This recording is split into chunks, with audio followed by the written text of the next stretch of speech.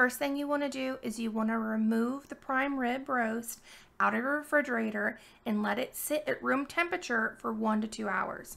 I personally let it sit for 2 hours so the internal temperature comes up some. After it's sat out for a few hours, you're going to thoroughly dry the meat, then slather a large amount of butter on all sides. You want to cover every nook and cranny that you can with it.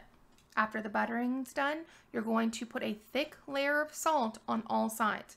You want to put about 3 times the amount of salt you normally would.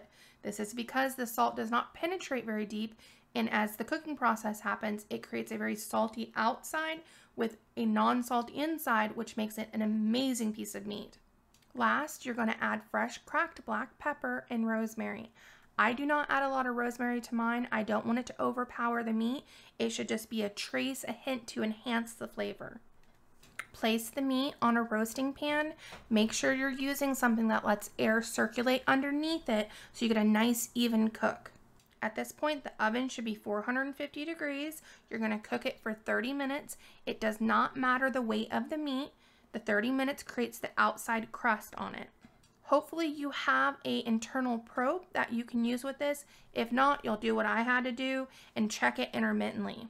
After 30 minutes goes by, you're going to reduce the temperature down to 300 degrees. Just let the oven cool from 450 to 300 on its own. You'll check for the internal temperature periodically.